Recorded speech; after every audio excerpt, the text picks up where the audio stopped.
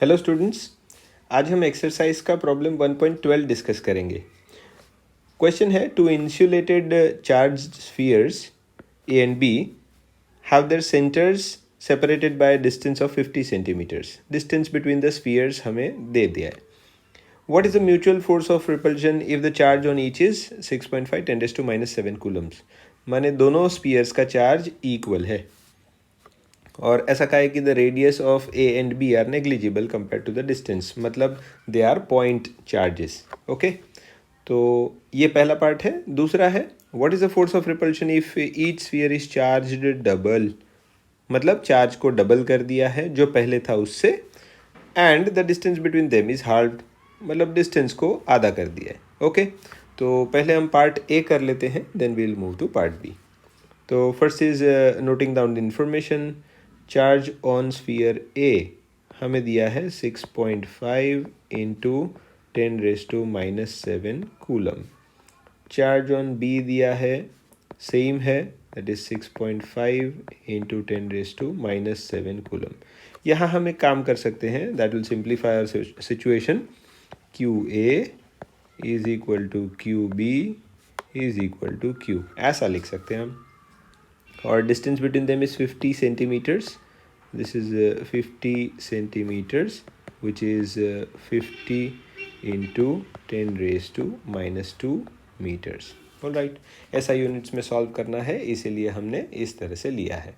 Now repulsion का force पता करना है, तो फोर्स का equation according to Coulomb's law is F is equal to 1/4πε into Q A Q B upon R squared. Values insert कर लेते हैं। देखिए 1/4πε as a standard value 9 into 10⁻9 multiplied by Q A और क्यू बी दोनों same है, तो मैं कोई भी एक चार्ज लिख देता हूँ 6.5 इंटू 10⁻⁻7 और फिर इसका स्क्वायर कर देते हैं क्योंकि दो बार चार्ज ले रहे हैं। और what is the distance? The distance is 50 into 10⁻²। इसे जब सॉल्व करेंगे तो we should get 1.52 into 10⁻² newton. Alright, तो this is the force of repulsion. तो हम यहाँ पे फाइनल आंसर लिख देते हैं, F is equal to 1.52 into 10⁻² newton. Okay, let us go to the second part. What is the force of repulsion if charges are doubled and distance is half? तो पहले जो चार्जेस डबल और distance half है उसको note कर लेते हैं। कैसे नोट करेंगे?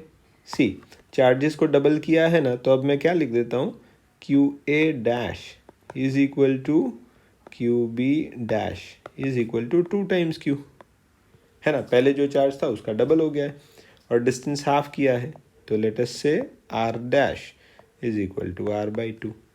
तो सबसे पहले मैं नया और पुराना फोर्स कंपेयर कर लेता हूँ। Let us say the new force is F dash is 1/4πε into Q A dash Q B dash upon R dash square.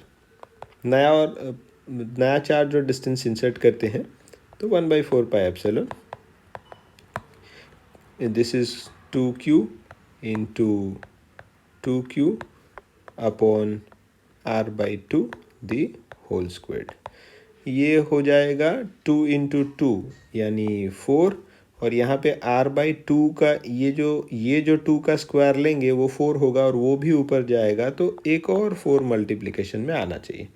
और रिमेनिंग स्टफ जो है that is 1/4πε into Q squared upon R squared. But अगर आपको थोड़ा सा आगे remind करा दूँ, तो ये जो था 1/4πε Q squared by R squared, ये तो ओरिजिनल फोर्स है, इजंट इट।